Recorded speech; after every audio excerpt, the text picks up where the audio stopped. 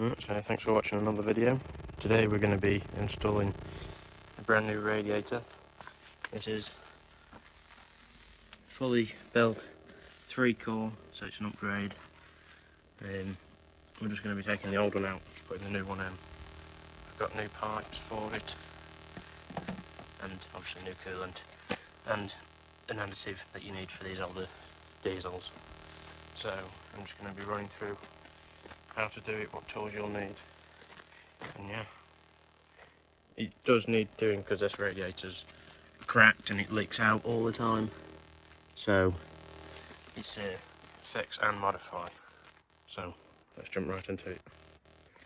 Right, so what you want to start off doing is getting under the truck to the bottom of the radiator, and on the left side this will be where you drain it from. So we've got to crack this loose, which is a 15, and then drain it all out, and then we can start taking the pipes off from the bottom and the top, and then start unbolting the radiator after. So let's get that drained. So as you can see, I've just pulled it out. It's draining up nicely. I've already got to the point of flushing the radiator, so obviously this is just water, no coolant in it whatsoever, and as you can see, coming out nice and clean, which is what you want. So then when you put your new radiator in, you don't have any old dirty rubbish in there pretty much. So just the new radiator's got one of these on it, so you don't need any of this.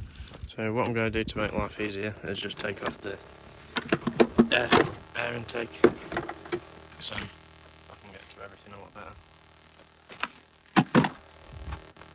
So you need to clean out your reservoir so you can put new stuff in, which that's just water. You need to take this pipe off because you'll use that on the new one.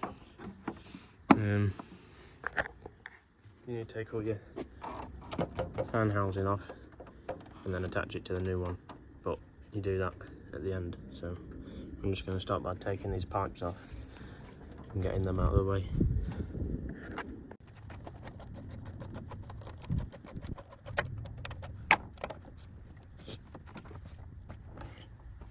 If you're struggling to get them off because of how long they've been on there for, I've got new ones anyway, so I'm just going to cut it off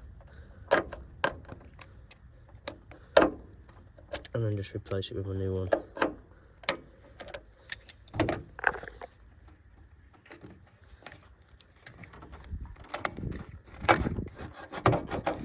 Oh yeah, there's no way I was going to pull that off without cutting it. And then you'll need some pliers for this one, because it's one of these stupid clips. So let me go grab some pliers.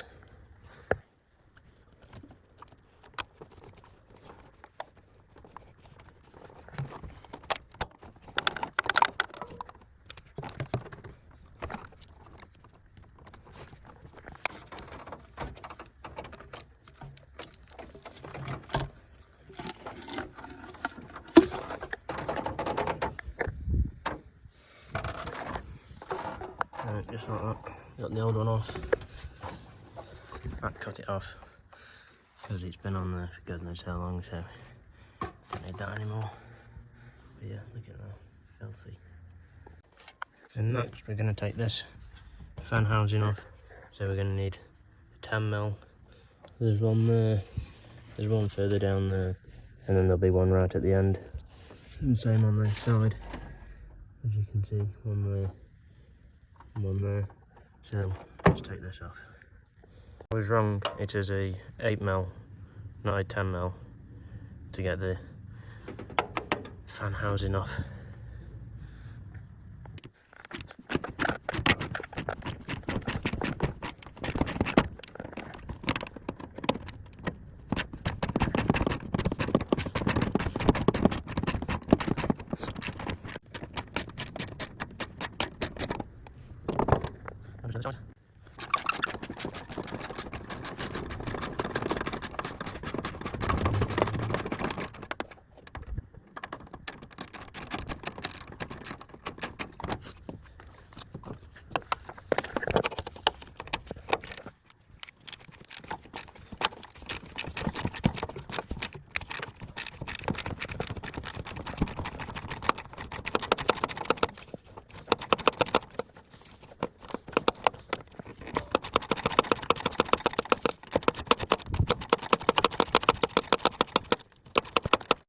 we're pulling the bottom pipe off, which is a tad bit awkward to get to.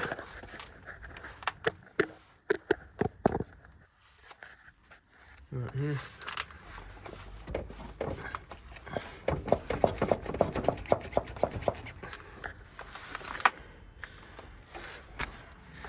You just have to try and get it off somehow.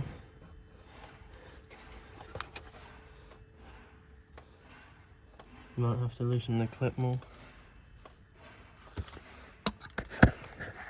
Hey, you can get it out. Let me try and do this. Alright, so I popped the pipe off and even more water came out. So I'm going to start unbolting the radiator, which you will need a 10mm to do.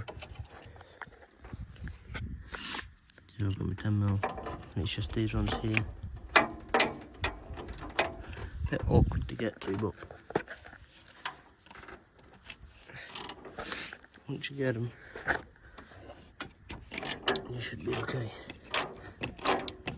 So I'm going to unbolt all these and then pull the radiator out and show you from there. Once you've unbolted your radiator, don't forget to take this pipe off, which I've just unscrewed. So that should wiggle off. So that pipe is out now.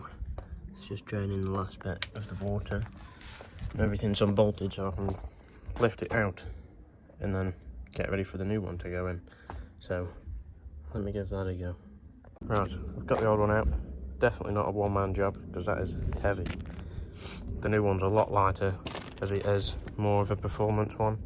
So I'm going to lift this in and just start reversing the whole process really. So it's as simple as that.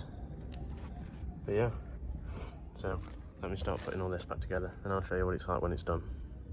So one thing I did notice with the old one that the new one doesn't have was this, which is what that little pipe ran to. So I've just pulled the plastic cap off and I'm going to stick that into there, so then they are exactly the same. So yeah, then I'm just going to pipe it all up and start filling it up. Right, so it's all put back together now. Got all the pipes on, got it all bolted in. Just need to give it a nice little clean, maybe a bit of a polish one day. And now I just got to put all the coolant in and additive. So I'm going to do that now. Hopefully it won't leak anywhere. I've got a bit of cardboard so I can see if it does. So yeah, let's fill it up and see if it works. Right, so I've added one bottle in of the coolant, which is 20 litres. Now I'm going to add one of these. Give it a nice shake before you put it in.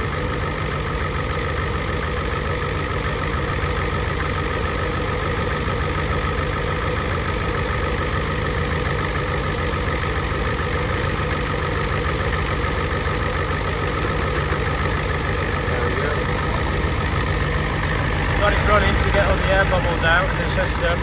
So once the thermostat opens, then obviously more coolant's going to run through, and then obviously you just top it up from there. So